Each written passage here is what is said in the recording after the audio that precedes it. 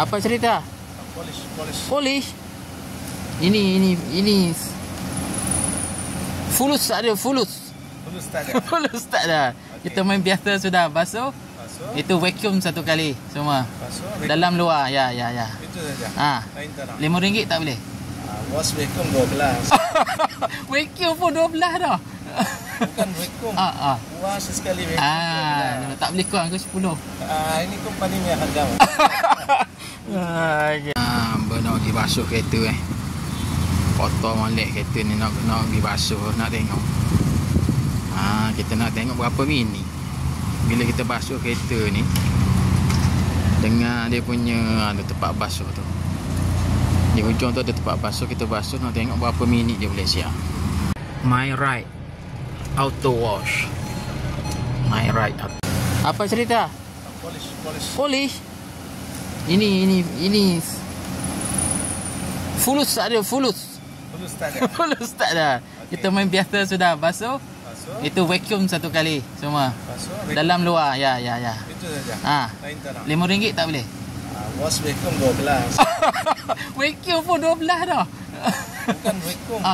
Wash sekali vacuum 12. Tak boleh kurang ke 10. Ini company punya harga. Okay. Nanti. Okay, kita dah start masuk. Tengok berapa minit dia boleh siap. Okay.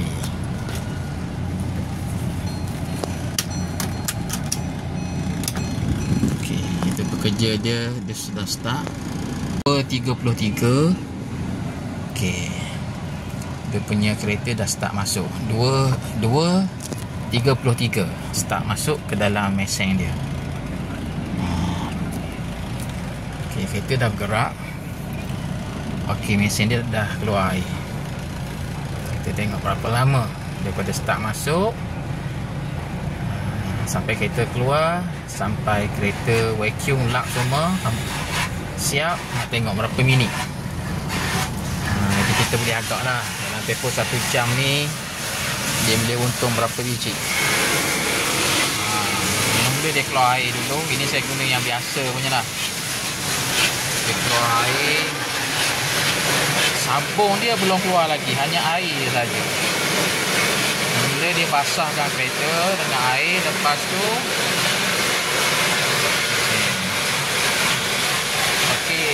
sabun dia dah start keluar. Sabun dia. Itu sabun. Yang kalau putih tu sabun. Itu sabun dia. Sabun keluar. Lepas tu dia punya mesin pun dah mula gosok kereta. Itu mesin dia. Dia dah gosok dia pula. Kita tengok berapa minit dia boleh siap. Gelapnya.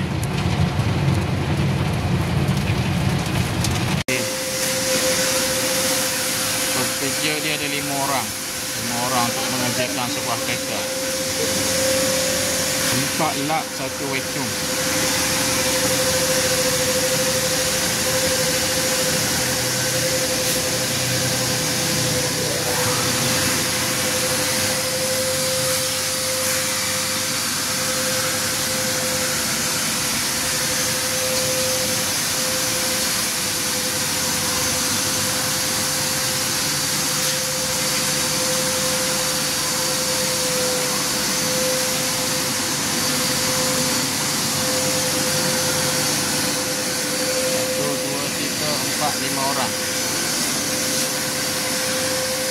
Seorang vacuum, 3 lagi lap dinding, 1 lap bayar.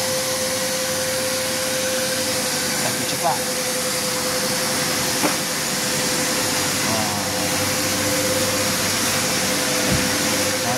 Cara.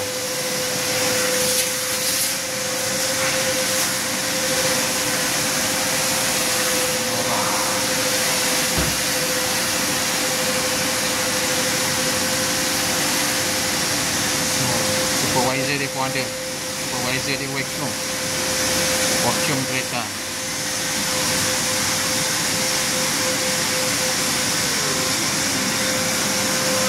Dua 2.33, 2.40 siap. 7 minit saja.